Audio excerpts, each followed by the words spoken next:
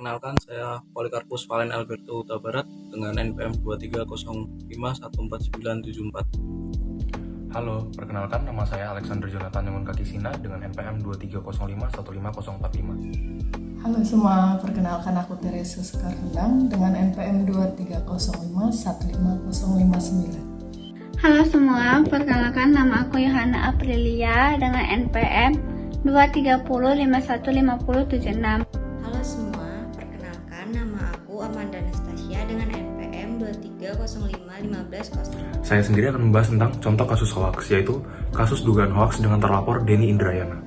Bersumber dari kompas.com, Kepala Badan Reserse Kriminal atau Kabareskrim Polri Komjen Agus Andrianto mengatakan, kasus dugaan penyebaran hoax yang diduga dilakukan mantan Wakil Menteri Hukum dan Hak Asasi Manusia atau Wamenkumham, Denny Indrayana, sudah naik ke tahap penyidikan.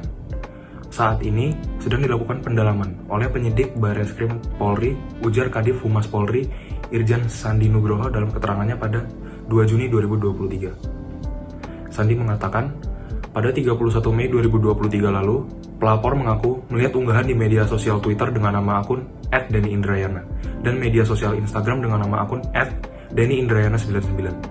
Kedua akun tersebut mengunggah tulisan yang diduga mengandung unsur ujaran kebencian terkait suku, agama, ras, dan antar golongan atau SARA. Kemudian, berita bohong atau hoax serta penghinaan terhadap penguasa dan pembocoran rahasia negara. Dengan tindak pidana yakni ujaran kebencian atau SARA, berita bohong hoax, penghinaan terhadap penguasa, dan pembocoran rahasia negara sebagaimana dimaksud dalam Pasal 45A ayat 2 Jo Pasal 28 ayat 2 UU nomor 19 tahun 2016 tentang perubahan atas UU nomor 11 tahun 2008 tentang ITE dan atau Pasal 14 ayat 1 dan ayat 2 dan Pasal 15 UU nomor 1 tahun 1946 tentang peraturan hukum pidana dan atau Pasal 112 KUHP pidana dan atau Pasal 112 KUHP dan atau Pasal 207 KUHP, kata Sandi. Oke, di sini saya akan membacakan data dari contoh kasus hoax. Kasus dugaan hoax dengan terlapor Denny Indrayana, sumber dari Kompas.com.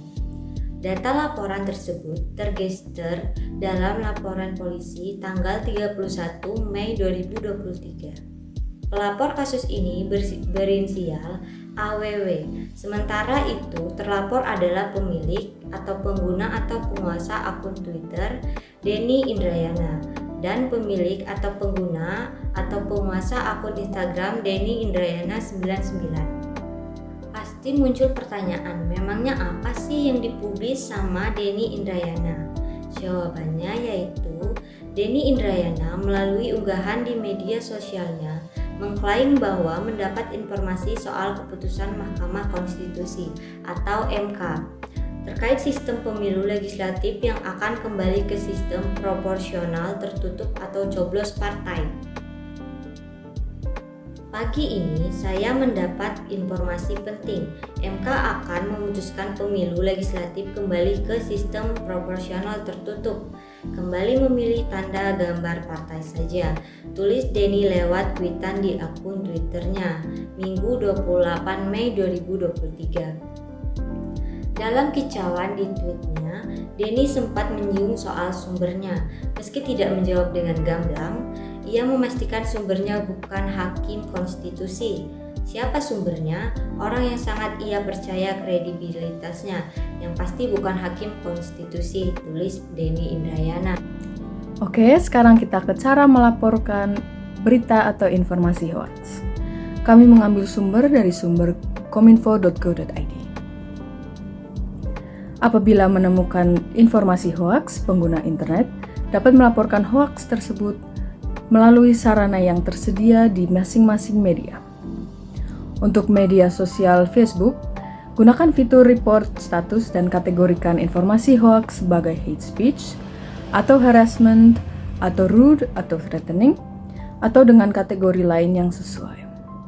Jika ada banyak aduan dari netizen, biasanya dari pihak Facebook akan meng-take down dan menghapus status atau berita tersebut. Jika menemukan informasi hoax dari Google, Anda bisa menggunakan fitur feedback untuk melaporkan situs dari hasil pencarian apabila mengandung informasi palsu. Kemudian di Twitter memiliki fitur report tweet untuk melaporkan tweet yang negatif, demikian juga dengan Instagram. Kemudian bagi pengguna internet, Anda dapat mengadukan konten negatif ke Kementerian Komunikasi dan Informatika dengan melayangkan email ke alamat aduankonten@mail.kominfo.go.id. Masyarakat Indonesia Anti Hoax juga menyediakan laman data.turnbackhoax.id untuk menampung aduan hoax dari netizen. Turnback Hoax sekaligus berfungsi sebagai database berisi referensi berita hoax. Saya akan menjelaskan tentang keterkaitan hoax dengan ilmu hukum. Kaitan hoax dengan ilmu hukum adalah terdapat sanksi pidana bagi penyebar hoax, yaitu dapat diancam dengan pasal 28 ayat 1 Undang-Undang Informasi dan Transaksi Elektronik atau Undang-Undang ITE yang menyatakan setiap orang dengan sengaja dan tanpa hak menyebarkan berita bohong dan menyesatkan yang mengakibatkan kerugian konsumen dalam transaksi elektronik yang dapat diancam pidana berdasarkan Pasal 45A ayat 1 Undang-Undang Nomor 19 Tahun 2016, yaitu pidana dengan pidana penjara paling lama 6 tahun dan atau denda paling banyak 1 miliar rupiah. Oke, lanjutannya, korelasi antar hukum dan hoaks dapat terjadi ketika informasi palsu atau menyesatkan menyebar dan mungkin melibatkan pelanggaran hukum seperti fitnah, penyebaran nama baik, atau penipuan. Hukum dapat berperan dalam menegakkan kebenaran dan menjatuhkan sanksi terhadap hoaks yang melanggar norma hukum. Oleh karena itu, hukum dapat menjadi alat untuk melawan penyebaran informasi palsu dan menjaga integritas informasi dalam masyarakat.